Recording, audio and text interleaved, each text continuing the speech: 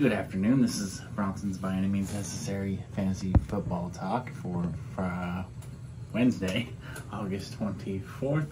This will be the quarterbacks 2022 fantasy season preview. Wait, let me start over. Good afternoon, ladies, gentlemen, and non-binary peoples. This is Bronson's By Any Means Necessary Fantasy Football Talk for Wednesday, August 24th, 2022.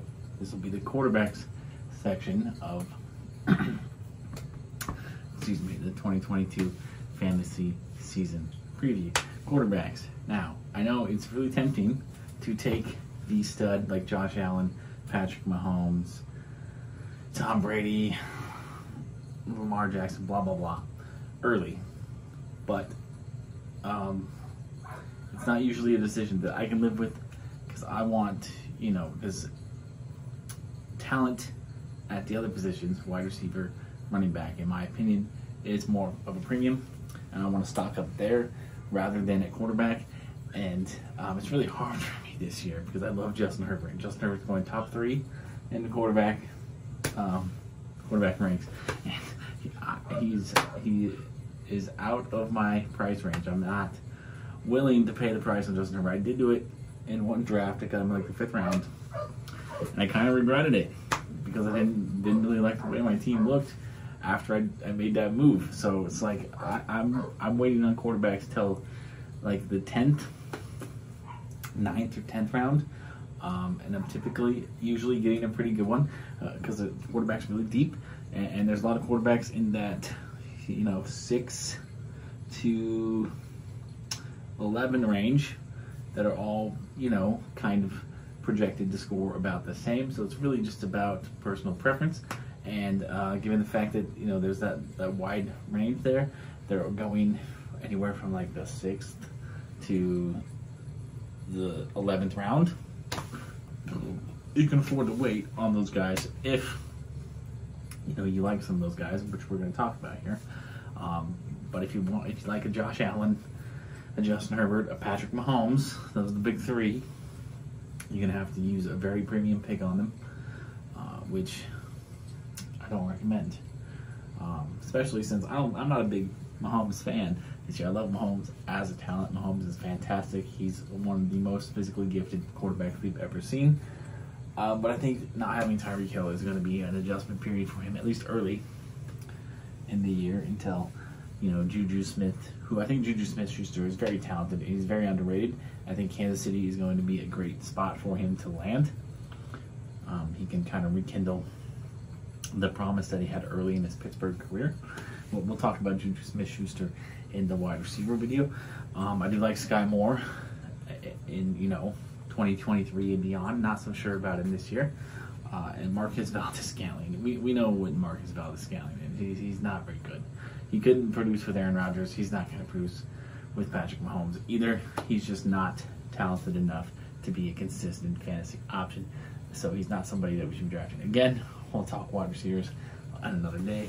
Quarterbacks, though, not liking Patrick Mahomes, even though he is going top 3. He is the number 2 quarterback this year. I'm yiking him a little bit. He's off my draft board. So Josh Allen 1. Let's go through the top 10 here. Josh Allen 1. Josh Allen probably deserves to be number 1. He's been the number 1 fantasy quarterback the last 2 years. No reason to think that won't continue with how productive he is on his with his legs and the quality of options he has at his disposal to throw the ball to. Buffalo just keeps adding to it. Justin Herbert is 3, which again is very depressing because Justin Herbert's my boy, and I want Justin Herbert in every fantasy team, but I can't pay the price. I can't waste a top 5 a pick in the top 5 rounds on a quarterback. I can't do it.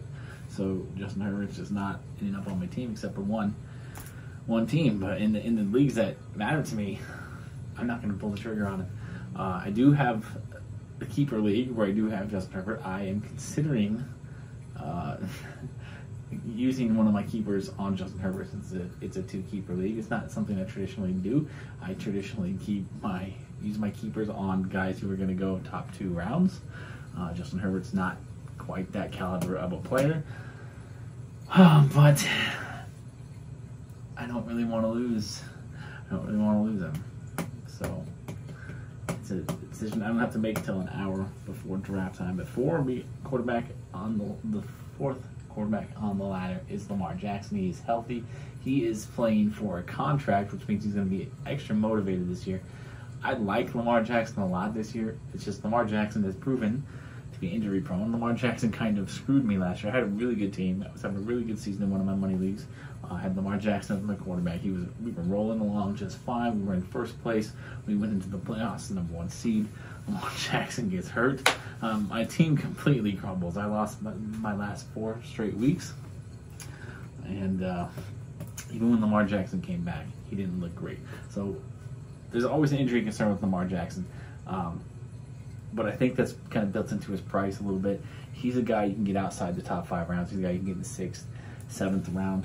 The injury risk is what keeps him down out of the top 3 because really he probably, in my opinion, is probably a better fantasy option this year than every quarterback except for Josh Allen. So Lamar Jackson will probably be second on my list as long as he's healthy.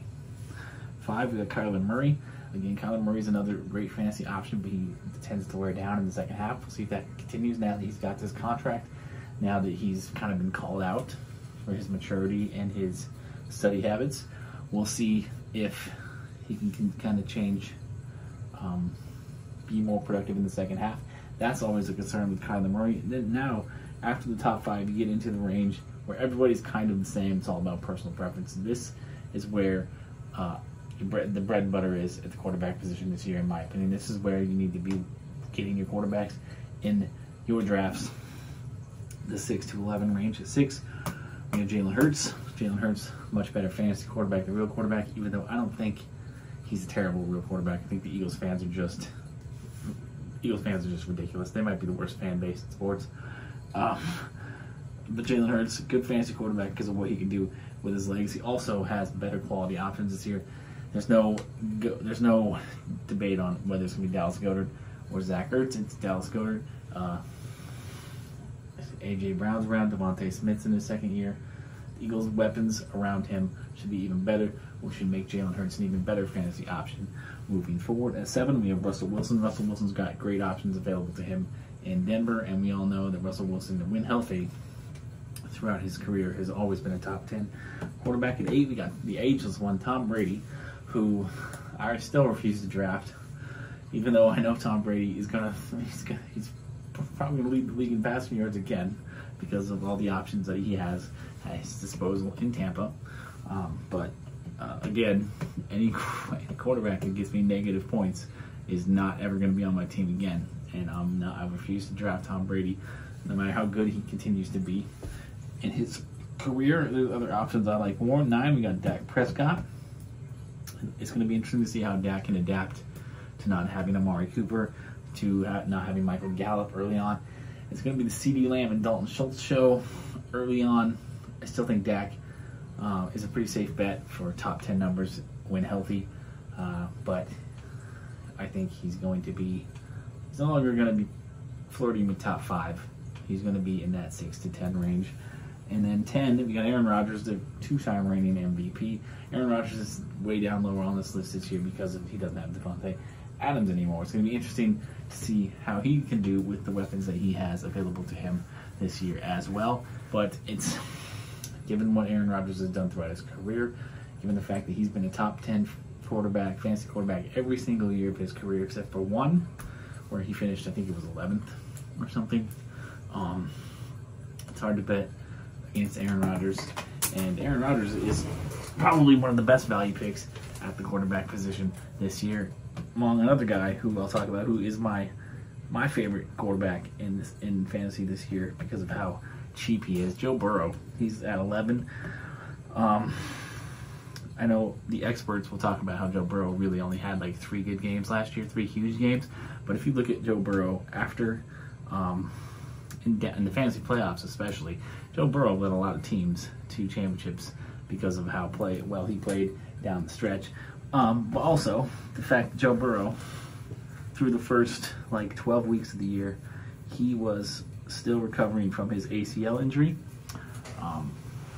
So but from week 13 and beyond, from that point, it had been 1 year since his ACL injury, and he looked completely healthy, and he looked dominant, he looked unstoppable, all the way up to the Super Bowl run. So I see Joe Burrow now is another, what's it been, since January, December, like 9 months, another 9 months of healing and recovery from that ACL injury. He's going to be 100% coming into the season. Joe Burrow, in my opinion, is going to be a top 5 fantasy quarterback this year, and he's hella cheap. You can get him in the 9th, 10th, 11th round. I've been gobbling up Joe Burrow as my quarterback this year. Other than Justin Herbert, Joe Burrow is my second favorite option at quarterback this year. I really think, especially given the trio of wide receivers he has to throw to, Joe Burrow is going to be outstanding this year, and it is incredibly disrespectful that he's outside the top 10. Which, I mean, I guess I kind of get it. It's, again, quarterback's very deep this year. Some other guys to talk about. We got Trey Lance at 12. I think that might be a little high. I'm not a Trey Lance believer, but I won't be surprised if he does end up flirting with top 10 numbers because of what he can do with his legs, because of the fact that he has Deebo Samuel, George Kittle, Brandon Ayuk to throw to. There's a lot of positives to Trey Lance in fantasy, even if I don't think he's going to be a very good real-life quarterback. He could be a very good fantasy quarterback. He's one of those dark horse guys that nobody really knows much about, but we're going to find out this year. Kirk Cousins at 15. He finished last year at 11. He has never finished a season as a top 10 fantasy quarterback, but this could be the year he does that in this new Kevin O'Connell offense with the fantastic trio of wide receivers that he has to throw to. Maybe the best in the league. Cincinnati has a strong case. Cincinnati, I won't fault you if you think Cincinnati's got a better trio of wide receivers than Minnesota, but as a Vikings fan, I'm going to say that we have the best trio. I would take KJ Osborne over Tyler Boyd any day, just because we haven't seen what KJ Osborne can do as a primary target. I mean, I guess we kind of did. When Anthony was hurt, KJ Osborne went off, right? So try to extend that over a full season. I think KJ Osborne would be more productive than Tyler Boyd, but that's just me being biased probably. But I like Kirk Cousins as a high-end QB2. I have been drafting a lot of Kirk Cousins. I'm a homer. Kirk Cousins. I've been drafting Kirk Cousins as my QB2 in the leagues where I'm drafting a second quarterback, which isn't all of them. Then next we've got Tua. Tua at 16, a guy outside the top 10 I want to talk about. Tua really has some awesome options to throw to. He's got Tyreek, Jalen Waddle, Mike Gesicki. Tua is set up for huge success this year. We'll see if he can capitalize on it, if he's good enough to do that. Tua is a great value pick as a QB2 for you with the upside. 17, Trevor Lawrence. Trevor Lawrence is a lot of people's sleeper top 10 quarterback this year. I like Trevor Lawrence, but I've been noticing that he is not really getting drafted. So he's a guy that you can get. Let's say you draft a player who is injured, ends up sitting out week 1. You can move him to your IR and easily pick up Trevor Lawrence as your QB2. Before the season starts, there's no need to really draft him. He's been widely available, but I do like Trevor Lawrence as a breakout candidate this year. Another guy I want to talk about, Justin Fields at 18. I'm not a Justin Fields guy at all. Chicago has not set him up for success. He has absolutely no weapons to help him be successful and productive. And Justin Fields, I'm not saying he can't run.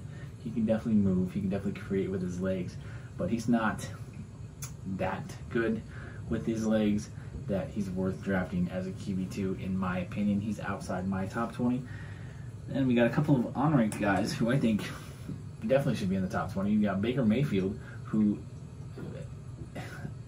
Baker's getting a bad rap. He was hurt last year. He was really hurt last year. He shouldn't have played last year. He was terrible last year. He admits that. he knows that he made a mistake playing through that injury. He was not helping his team. He was bad. But if you remember Baker's rookie year, Baker's third year, he was really good. I don't think he was terrible in his second year either. I think Baker Mayfield is a decent enough quarterback. He has decent enough weapons in Carolina. He has healthy Christian McCaffrey. That's really going to help him out. I think Baker Mayfield, I'm not saying he needs to be drafted. He's definitely the lower end of the QB2 spectrum, in my opinion. But he's someone to watch. He's someone worth tracking, and he could help you when you have bye week blues if you draft one quarterback later on. And then Davis Mills was actually the best rookie among all the quarterbacks last year, and he should only be better in his second year as he has more experience, as he knows he's going into the season knowing that that job is his. Brandon Cooks is still there. You got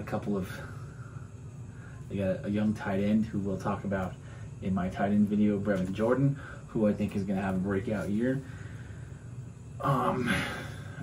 He's got some more help behind him in the running game. The Texans are still going to be bad, but they're going to look a little bit better. And I think offensively, they're going to look not great, but they're going to look professional. And I think Davis Mills is another guy who's getting hugely disrespected here, as he's not even in the top 24. According to ESPN, I would have him inside the top 24 ahead of guys like, I don't know, Zach Wilson. I mean, I know Zach Wilson's got some really good weapons, but I'm not sold on Zach Wilson being talented. He's not even healthy right now. Who else is there? Mac Jones. I think Mac Jones is going to be he's a good real life quarterback. Not going to be the greatest fantasy quarterback because Patriots don't have weapons and they just don't really, they're not really going to throw the ball much. I mean, I don't know. I would take Davis Mills over both of those guys coming into this year. Some rookies. The rookies, I'm going to talk about them. Kenny Pickett of Pittsburgh, Desmond Ridder of Atlanta, Malik Willis of the Titans. Those are the three guys who may end up being starting quarterbacks for their teams before the end of the year. And none of the three are going to be fantasy relevant. None of the three should be getting drafted. None of the three really should even be getting picked up on waivers when they do start. There's much better options out there on the waiver wire, especially given all the guys that I just mentioned. I mean, Burrow, Lance, Cousins, all getting picked, but Trevor Lawrence, Justin Fields, I guess, Baker Mayfield, Davis Mills, Tua, none of those guys are getting drafted. They're all going to be there, widely available on the waiver wire in your league. They're much better options than any of the rookies. It's really hot in here. I don't know what's going on. I don't feel like that was my best video. I don't feel like I was 100. I feel like I was my cadence was a little bit off. But yeah, again, the Devil Wears Prada show is here tonight. I'll be going with my roommate and his partner. I originally wasn't going to drive down there, but I actually will now. It's at the Hawthorne Theater. There's lots of places to park. Like there's a library. There's Fred Meyer. Lots of places I could park. So that are close by, within a 5-minute walking distance. So I am going to drive down there. It's not like Dante's, where it's right downtown, smack dab downtown, when there's no parking, and anywhere there is parking, you got to pay. So I will be driving down there. I'm going to see if they want to ride, because they don't drive. It's really kind of a two-person car, so one of them will have to sit uncomfortably in the back for a few minutes, but yeah, I'm just kind of worried from my car getting broken into, but I'm gonna put all my good stuff in the trunk. I bought a new radiator hose today. Apparently it's easy to fix. I'm gonna YouTube it, see if I can do it myself. And if not, then I'm gonna take it down, see if my dad will do it. I need to go see my parents anyway. They got my credit card at their house. I got some gifts for them. I want to see my niece and my nephew. So I'll probably go down there tomorrow. And then, yeah, I guess that's it. I don't know. This is pushing 20 minutes. I think I talked long enough. I don't have much else to say today. I'll get to the tight ends, wide receivers, running backs, all the skill positions. I'll get to my previews later on. Maybe not today. I don't even know if I'm going to upload this today. Probably YouTube's real finicky about me uploading multiple videos in a day. So if I tried to upload this, it might not even upload till tomorrow morning. So I don't know, but thanks for watching. Hopefully my information is useful to you. And I'm always open to fantasy questions. I love this shit. I live for it. So please hit me up with any questions or line up anything fantasy related. I will happily have a conversation with you about that stuff. So yeah, it's really hot in here. It's just really hot outside today. I think it's like in the mid-90s.